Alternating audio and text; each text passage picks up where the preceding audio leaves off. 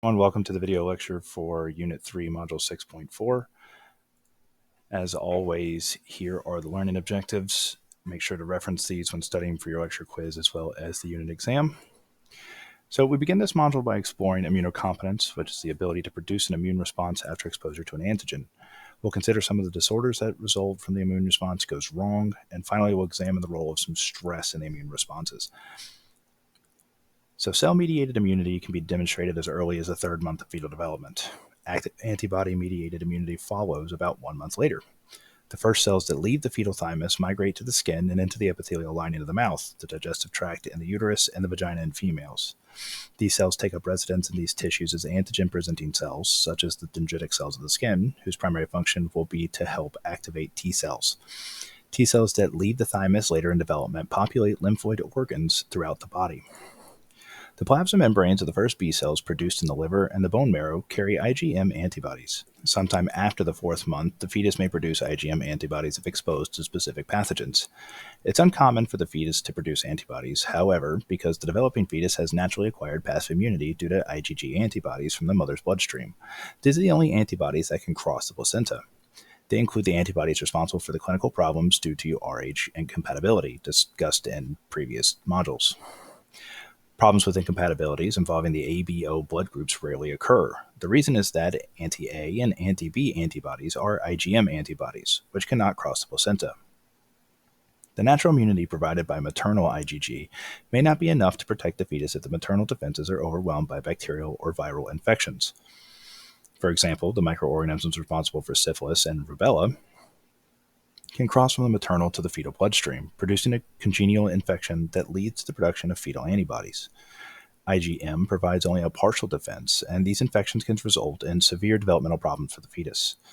Delivery eliminates the maternal supply of IgG. Although the mother provides IgA antibodies in breast milk, the infant gradually loses its passive immunity. The amount of maternal IgG in the infant's bloodstream declines rapidly over the first 2 months of development. During this period, the infant becomes vulnerable to infection by bacteria or viruses that were previously overcome by maternal antibodies. The infant's immune system begins to respond to infections, environmental antigens, and vaccinations. As a result, the infant begins producing its own IgG. It's been estimated that from birth to age 12, children encounter a new antigen about every 6 weeks or so. This fact explains why most parents who were exposed to the same antigens when they were children remain healthy while their children develop runny noses and colds. Over this period, the concentration of circulating antibodies gradually rises towards normal adult levels. Populations of memory B cells and T cells also increase. Skin tests are sometimes used to determine whether an individual has been exposed to a particular antigen. In these procedures, small quantities of antigen are injected into the skin, generally on the anterior surface of the forearm. If resistance has developed, the region becomes inflamed over the next 2 to 4 days. Many states require a TB test, called a tuberculous skin test, before children enter public school. If the test is positive, further tests must then be performed to determine whether an infection is currently underway. Skin tests are also used to check for allergies to environmental antigens. Cytokines are chemical messengers involved in cellular immunity. They encode hormones and paracrine-like glycoproteins important to the immune response. Interferons, interleukins, and tumor necrosis factors are examples of cytokines. Because the immune response is so complex, many opportunities exist for things to go wrong. A variety of clinical conditions result from disorders of the immune function. Autoimmune disorders develop when immune responses inappropriately target normal body cells and tissues. In an immunodeficiency disease, either the immune system fails to develop normally, or the immune response is blocked in some way. Autoimmune disorders and immunodeficiency diseases are fairly rare, clear evidence of the effectiveness of the immune system's control mechanisms. A far more common and generally less dangerous class of immune disorders is allergies. So next we'll consider some of the examples of each type of immune disorder, and in these next slides, it just highlights some of the important information about cytokines and their functions.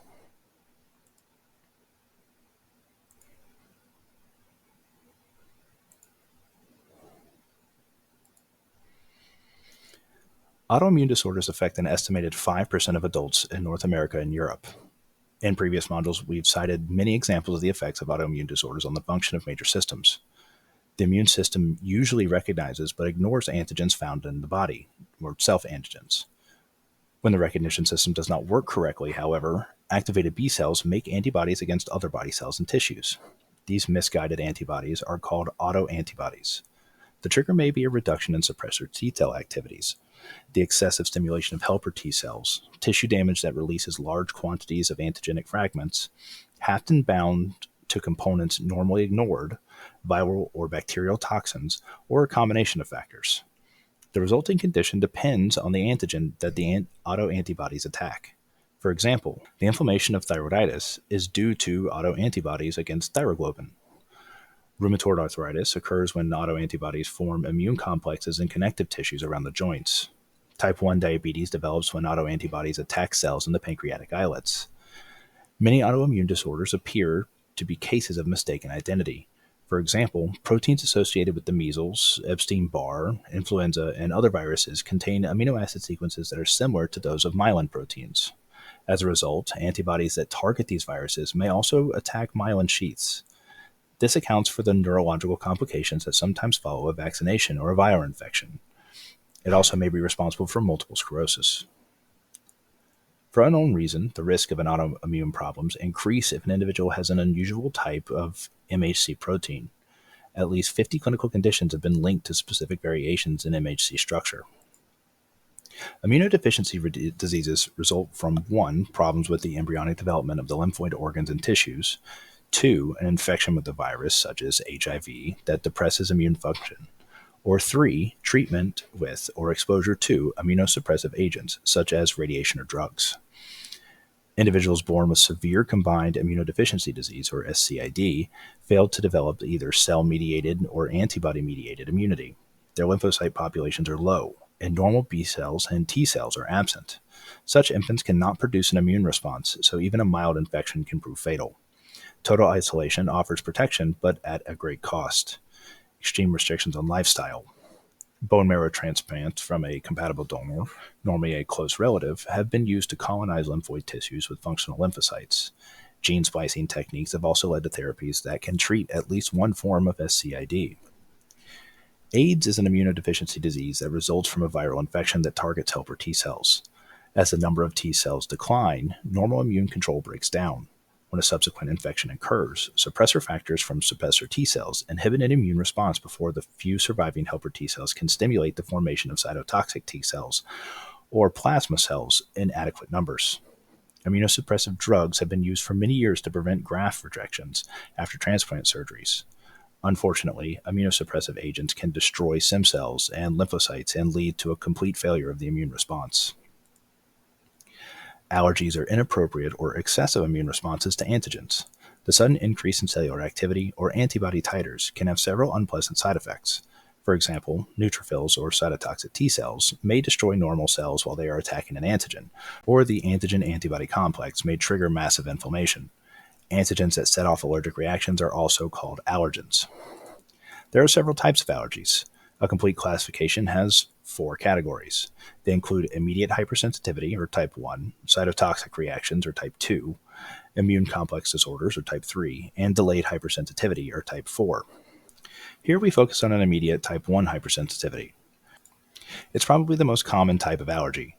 Immediate hypersensitivity is a rapid and especially severe response to an antigen. One form, allergic rhinitis, includes hay fever and environmental allergies. This form may affect about 15% of the U.S. population. Sensitization to an allergen during the initial exposure leads to the production of large quantities of IgE. Genes may determine a person's tendency to produce IgE in response to particular allergens. Due to the lag time needed to activate B cells, produce plasma cells, and synthesize antibodies, the first exposure to an allergen does not produce signs and symptoms. Instead, it sets the stage for the next encounter. After sensitization, the IgE molecules become attached to the basophils and mast cells throughout the body. When the individual meets the same allergen again, the bound antibodies stimulate those cells to release histamine, heparin, several cytokines, prostaglandins, and other chemicals into the surrounding tissue. This results in sudden, massive inflammation of the affected tissues. The cytokines and other mast cell secretions draw basophils, eosinophils, T cells, and macrophages to the area. These cells release their own chemicals, extending and intensifying the response initiated by the mast cells. The severity of the allergic reaction depends on the individual's sensitivity and the location involved. If allergen exposure occurs at the body surface, the response may be restricted to that area. If the allergen enters the bloodstream, the response could be lethal. In anaphylaxis, a circulating allergen affects mast cells throughout the body, and drug reactions such as allergies to penicillin, IgE antibodies are produced in response to hapten, or that partial antigen bound to a larger molecule that's widely distributed within the body because the combination acts as an allergen. A wide range of signs and symptoms can develop within minutes. Changes in capillary permeabilities produce swelling and edema in the dermis, and raised welts or hives appear on the skin. Smooth muscle along the respiratory passageways contract, and the narrowed passageways makes breathing extremely difficult. In severe cases, an extensive peripheral vasodilation occurs, producing a drop in blood pressure that can lead to a circulatory collapse. This response is anaphylactic shock. The prompt administration of drugs that block the action of histamine, known as antihistamines, can prevent many of the signs and symptoms of immediate hypersensitivity. Benadryl, or diphenhydramine hydrochloride, is a popular antihistamine that is available over the counter. Severe anaphylaxis is treated with injections of antihistamines, corticosteroids, and epinephrine. One of the normal effects of interleukin-1 secretion is the stimulation of adrenocorticotropic hormone, or ACTH, production by the anterior lobe of the pituitary gland. This hormone in turn prompts the secretion of glucocorticoids by the adrenal cortex. The anti-inflammatory effects of the glucocorticoids may help control the extent of the immune response. It is clear, however, that the chronic stress depresses the immune system and can be a serious threat to health. The long-term secretion of glucocorticoids, as in the resistance phase of the stress response, can inhibit the immune response and lower a person's resistance to disease. The effects of glucocorticoids that alter the effectiveness of innate and adaptive defenses include the following. So, glucocorticoids inhibit mast cells and make capillaries less permeable. Inflammation becomes less likely, and when it does occur, the reduced permeability of the capillaries slows the entry of fibrogen, complement proteins, and cellular defenders into tissues. Reduction in the abundance and the activity of phagocytes in peripheral tissues. This reduction further impairs innate defense mechanisms, and it also interferes with processes and presentations of antigens to lymphocytes. It can also cause inhibition of interleukin secretion. A reduction in interleukin production depresses the response of lymphocytes, even against antigens bound to MHC proteins. As we age, the immune system becomes less effective at combating disease. T cells become less responsive to antigens, so fewer cytotoxic T cells respond to an infection. This effect may be due to the gradual shrinking of the thymus and to lower circulating levels of thymic hormones. Because the number of helper T cells is reduced, B cells are less responsive, so antibody levels do not rise as quickly after antigen exposure. The net result is an increased susceptibility to viral and bacterial infections. For this reason, vaccinations for acute viral diseases such as the flu and for pneumococcal pneumonia are strongly recommended for elderly individuals. The increased incidence of cancer in elderly people reflects the fact that immune surveillance declines, so tumor cells are not eliminated as effectively.